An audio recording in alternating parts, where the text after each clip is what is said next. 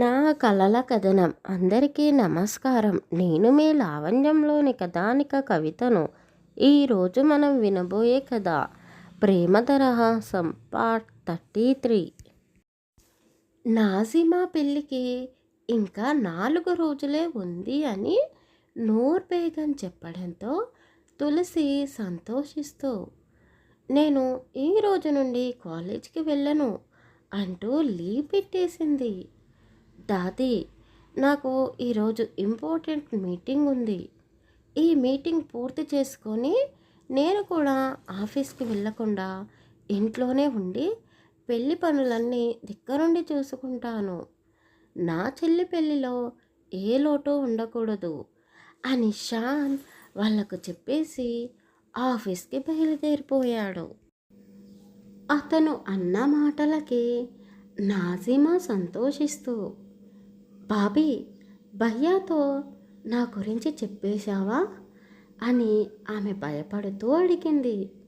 తులసి నవ్వుతూ, హా, చెప్పేశాను, నువ్వు అంతలా భయపడిపోకు అని తులసి చెప్పగానే, ఏంటి బాబీ, భయ్యా నా గురించి తెలుసుకుని నా మీద కోప్పడలేదా?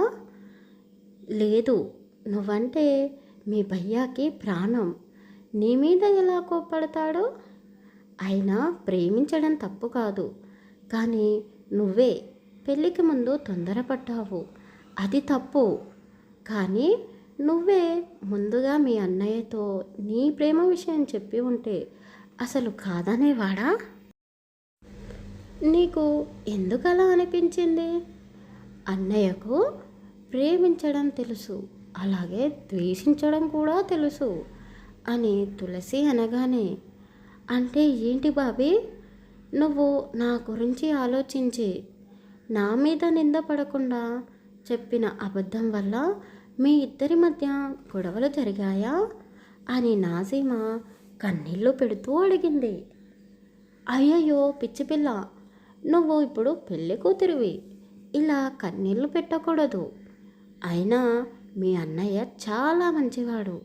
నేను కడుపుతో ఉన్నాను అని తెలిసినా కూడా ఒక్క మాట కూడా నన్ను ప్రశ్నించలేదు, మీరే చూశారు కదా అంటూ తులసి షాన్ గురించి చెబుతూ సిగ్గుపడుతూ ఉండడం చూసి నాజిమా నూర్ బేగం కూడా సంతోషిస్తూ, అబ్బో, ఈ అమ్మాయి గారికి మా భయ్య బాగా నచ్చేసినట్టున్నాడు.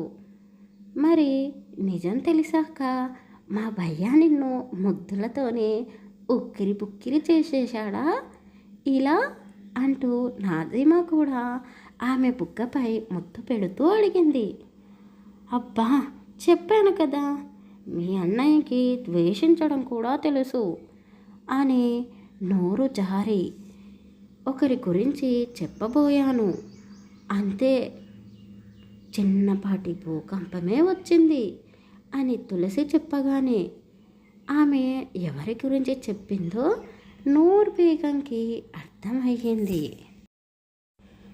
నాజీమాకి అప్పుడే ఆమెకు కాబోయే భర్త నుండి ఫోన్ రావడంతో వాళ్ళ ముందు మాట్లాడడానికి ఇబ్బంది పడుతూ పక్కకి వెళ్ళింది.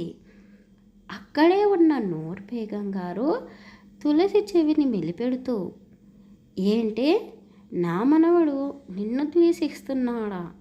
వాడు నిన్ను ఎంతగా ప్రేమిస్తున్నాడో ఇంకా అర్థం కాలేదా అని ఆమె అడగడంతో, అయ్యో అమ్మమ్మగారు, మీరు తప్పుగా అర్థం చేసుకున్నారు. ఆయన ప్రేమ గురించి తెలిసే కదా నేను కూడా నాకు తెలియకుండానే అతని మాయలో పడిపోయాను. సారీ, మాయ కాదు, ప్రేమలో పడిపోయాను అని సిగ్గుపడుతూ ఉండడంతో ఆమె నవ్వుతూ, నువ్వు వాళ్ళ అమ్మ గురించి నిజం చెప్పి వాడికి తెలిసేలా చేయాలి అనుకున్నావు, కానీ నువ్వు మర్చిపోయినట్టున్నావు. వాడు వాళ్ళ అమ్మ గురించి ఎవరు ఏం చెప్పినా నమ్మడు. ఎందుకో తెలుసా? ఆ జుబేదా వాడి మనసులో ఆమె స్థానాన్ని అంతలా పదిలపరుచుకుంది. అందుకు కారణం నేను కూడా వాడు చిన్నగా ఉన్నప్పుడు చాలాసార్లు జుబేదాని మళ్ళీ పెళ్లి చేసుకో అని అడిగాను. అలాగైనా ఆమె మమ్మల్ని వదిలేసి వెళుతుందేమో అని ఆశపడ్డాను. కానీ అది ఈ ఆస్తి మీద కన్నేసి నంగనాచిలా కన్నీళ్లు కారుస్తూ, నా పిల్లలను వదిలి నేను ఎక్కడికి వెళ్ళను, నేను మళ్ళీ పెళ్లి చేసుకోను అంటూ వాళ్ళపై ప్రేమను కురిపించింది. ఆ ప్రేమ నిజమని పసిపిల్లలిద్దరినీ నమ్మేలా చేసింది. అంటే అమ్మమ్మ గారు, మరి మీరు ఆవిడ గురించి నిజం తెలిసిన మీ మనవడితో చెప్పాలి అనిపించలేదా? హా, ఆ ప్రయత్నం కూడా చేశాను తులసి. అది మనం అనుకున్నంత తెలివి తక్కువది కాదు, చాలా తెలివైంది. ఎప్పుడు ఏం ఆలోచిస్తుందో మనం ఎవ్వరమూ ఊహించలేము. నా కొడుకో కోడలు దాని చేతిలోనే నాశనమయ్యారు అని తెలిసినా నేను ఏమీ చేయలేకపోయాను. ఎందుకో తెలుసా? నా మనవడు మనవరాలిని అది ఏమైనా చేస్తుందేమో అని భయపడుతూ కంటికి రెప్పలా కాపాడుకుంటూ వచ్చాను అంటూ ఆమె కంటతడి పెట్టింది. అమ్మమ్మగారు, మీరు బాధపడకండి. ఈ 2 రోజుల్లో ఆమె గురించి షాన్కి తెలిసేలా చేస్తాను అని మా అన్నయ్య నాకు మాట ఇచ్చాడు అని తులసి అనగానే, అయ్యో తులసి, వద్దు వద్దు, అంత పని చెయ్యకు. ఈ పెళ్ళి ఏ ఆటంకము లేకుండా జరిగిపోవాలి. చెల్లి పెళ్ళిలో వాడు సంతోషంగా ఉండాలి. తల్లి లేదు అన్న బాధ, తల్లిలా భావించే జుబేదా మోసం చేసింది అని వాడు బాధపడుతూ ఉండకూడదు. ఈ పెళ్ళి జరిగాక మీరు ఏం చేయాలనుకుంటే అది చేయండి తులసి అని ఆమె చెప్పగానే తులసి కూడా ఆలోచనలో పడింది. బాబీ, ఈరోజు షాపింగ్కి వెళ్ళాలి, టైం ఎక్కువగా లేదు అని నాజీమా ఆమెకు చెప్పేసి, అమ్మీ అమ్మీ ఏం చేస్తున్నావు లోపల? భయ్యా ఫోన్ చేశాడు, మనమందరం కలిసి షాపింగ్కి వెళ్ళాలి, త్వరగా రెడీ అవ్వు అని ఆమెకు చెప్పేసి నాజీమా కూడా సంతోషంగా రెడీ అయ్యింది. షాన్ కూడా ఆఫీస్లో మీటింగ్ పూర్తి చేసుకొని 2 అందమైన డిజైన్స్తో ఉన్న నెక్లెస్లను తీసుకొని ఇంటికి వెళ్ళాడు. ఇంట్లో హడావిడిగా పనులు చేస్తూ టైం చూసుకోకుండా ఉండడంతో నాజీమా తులసిపై అరుస్తూ, బాబీ, నువ్వు నా షాపింగ్కి రావా? ఇంకా ఇలాగే ఉన్నావేంటి? వెళ్ళి త్వరగా రెడీ అవ్వు, భయ్యా కూడా వచ్చేస్తున్నాడు అని ఆమె అనగానే తులసి పరుగు పరుగున తన గదిలోకి వెళ్ళి ఫ్రెష్ అయ్యి రెడీ అవుతూ ఉండగానే షాన్ గదిలోకి వెళ్ళాడు. ఆమె చీర కట్టుకుంటూ ఉండగా అతను దొంగ చూపులు చూస్తూ అలాగే ఉండిపోయాడు. తులసికి అద్దంలో అతను కనిపించడంతో ఆమె కావాలనే అతడిని రెచ్చగొడుతూ ఆమె అందాలను కనిపించకుండా చూపిస్తూ అతనికి చెమటలు పట్టేలా చేస్తుంది. అతను ఉండబట్టలేక అడుగు ముందుకు వేసి ఆమెను వెనక నుండి అలాగే గట్టిగా వాటేసుకున్నాడు. అయ్యయ్యో, ఎవరు వచ్చింది, వదలండి నన్ను అంటూ తులసి గట్టిగా అరవబోయింది. అతను ఆమె నోరు మూసేస్తూ, ఏయ్ మెంటల్, నిన్ను ఇలా ఇంకెవరు పట్టుకుంటారే, అంత ధైర్యం ఎవరికి ఉంది అని అతను అనగానే, మీరేనా వచ్చింది, అయినా ఇలా రౌడీల మీద పడతారేంటి, ఆయన అంత ప్రేమ మనసులో దాచుకొని నన్ను దూరం పెడతారేంటి, మీరు ఒప్పుకుంటే ఇప్పుడే ఈ క్షణమే నేను మీలో కలిసిపోనా అని ఆమె కవ్విస్తూ అనడంతో అతను తేరుకొని ఆమె నుండి కాస్త దూరం జరిగి, నీకు రాను రాను అల్లరి ఎక్కువ అయిపోతుంది, ముందు మా చెల్లి పెళ్ళి జరగని, అని అంటూనే అతను దాచిపెట్టిన నెక్లెస్ బాక్స్ తీసి ఆమె చేతిలో పెట్టాడు.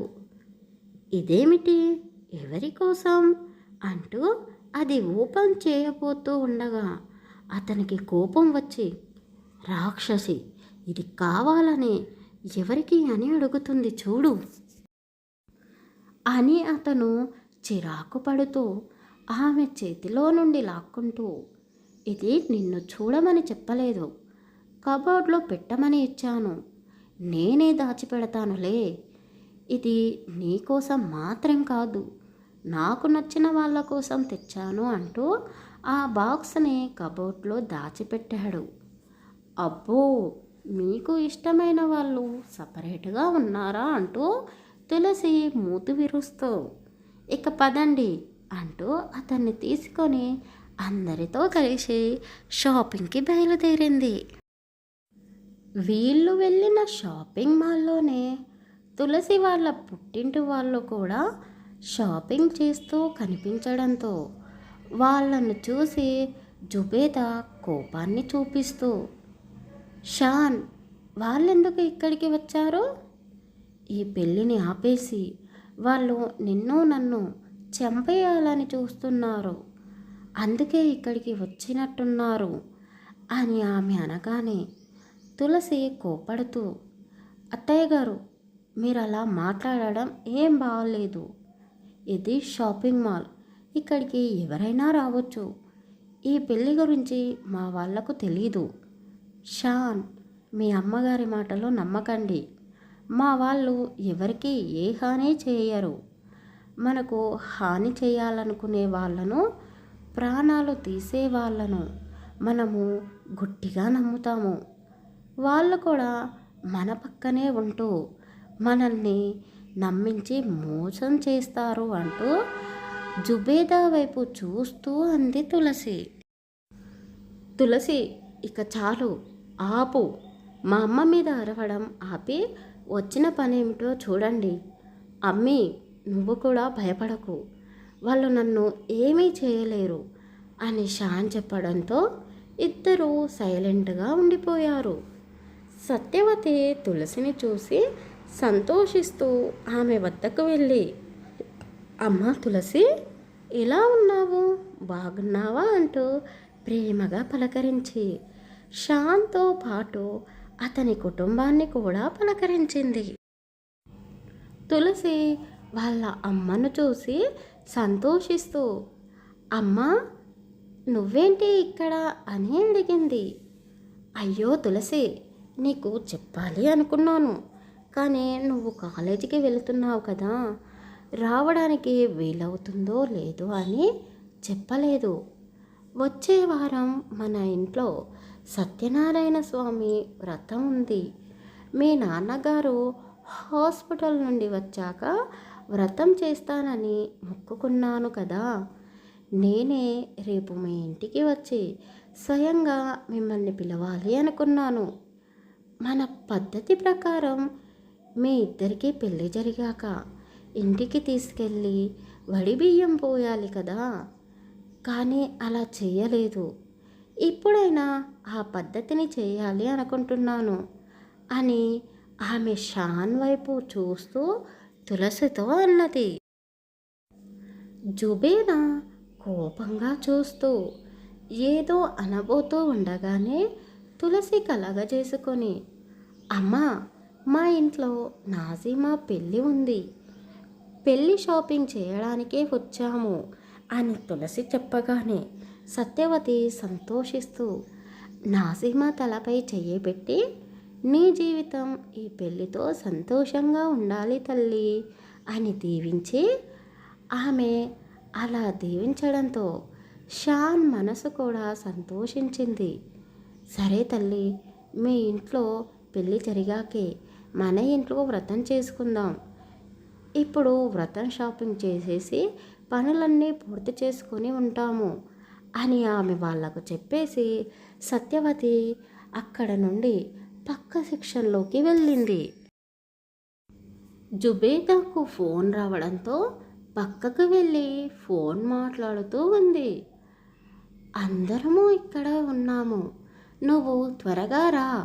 ఇంకో ముఖ్యమైన విషయం, ఆ తులసి వాళ్ళ అమ్మా నాన్న వాళ్ళు కూడా ఇక్కడే ఉన్నారు. నువ్వు ఇప్పుడు ఆ షాన్ని చంపేసిన వాళ్ళ మీదే నింద పడుతుంది. ఈ అవకాశాన్ని వదులుకోకు అని ఆమె చెప్పగానే జుబేదా కొడుకు సంతోషిస్తూ ఇప్పుడే వచ్చేస్తున్నాను అంటూ వాళ్ళు వెళ్ళిన షాపింగ్ మాల్ వద్దకే చేరిపోయాడు. అతన్నే ఫాలో అవుతూ వరుణ్ కూడా అదే షాపింగ్ మాల్కి వచ్చేశాడు. నాజీమా షాపింగ్ చేస్తూనే, బాబీ, ఇందాక మీ అమ్మగారు చెప్పారు కదా వడి బియ్యం పోయాలి అని, అంటే ఏమిటి అని ఆమె అడగగానే తులసి నవ్వుతూ షాన్ వైపు చూస్తూ, పెళ్ళి అయిన కొత్త జంటకి మా ఇళ్ళల్లో పుట్టింటి వాళ్ళు వడి బియ్యం పోసి అమ్మాయిని సంతోషంగా అత్తారింటికి పంపిస్తారు. మళ్ళీ ఆ జంటకి పిల్లలు పుట్టాకే వడి బియ్యం పోస్తారు అని ఆమె చెప్పగానే అతను కూడా శ్రద్ధగా వింటూ ఉన్నాడు. షాన్, తులసికి ఏం కావాలో నువ్వు దగ్గరుండి ఇప్పించు అని నోరు పేగని చెప్పడంతో అతను తులసిని తీసుకొని చీరల సెక్షన్లోకి వెళ్ళాడు. అక్కడ తులసికి ఒక టెడ్డీ బేర్ కనిపించడంతో అది కావాలి అంటే చంకన పెట్టుకుంది. ఏంటి చిన్న పిల్లలా చేస్తున్నావు?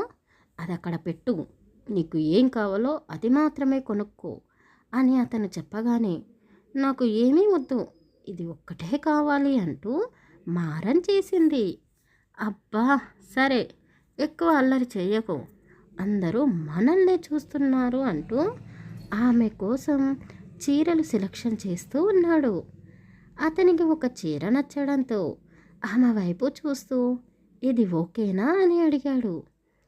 తులసి అతని కళ్ళలోకే చూస్తూ ఇలా చూస్తే కలర్స్ చూస్తూనే ఉండిపోతాము అంటూ అతని చేతిలో టెడ్డీ బేర్ బొమ్మని పెట్టి అతని చేతిలో నుండి ఆ చీర తీసుకొని ట్రయల్ రూమ్లోకి వెళ్ళింది. తులసి చీర కట్టుకొని అతని ముందుకు వచ్చి నిలబడింది. ఆ పట్టు చీరలో బాపు బొమ్మలా కనిపిస్తూ ఉంటే అతను మైమరిచిపోయి ఆమెనే చూస్తూ ఉండిపోయాడు. తులసి కళ్ళెగరేస్తూ, బావా, నేను ఎలా ఉన్నానో అని సిగ్గుపడుతూ అడిగింది.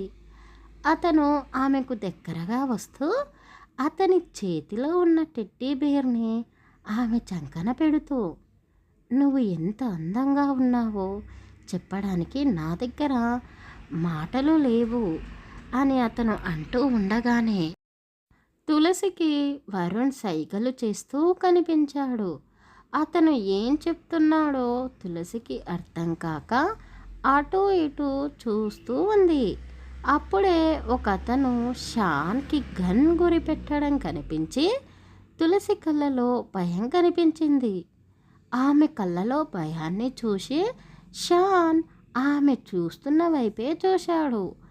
అంతలోనే అతను గన్ పేల్చడంతో తులసి షాన్ని పక్కకు నెట్టేసి ఆ అంటూ గట్టిగా అరిచింది. కొద్ది దూరంలోనే ఉన్న వరుణ్ తులసి అంటూ గట్టిగా అరుస్తూ ఆమె వద్దకు పరుగు తీస్తూ ఉన్నాడు. షాన్ కూడా తులసి అంటూ గట్టిగా అరుస్తూ ఆమె వైపు చూశాడు. ఆ తర్వాత ఏం జరగబోతుంది తర్వాయి భాగంలో తెలుసుకుందాం. కథ నచ్చితే లైక్ చేసి మన ఛానల్ని సబ్స్క్రైబ్ చేసుకోండి.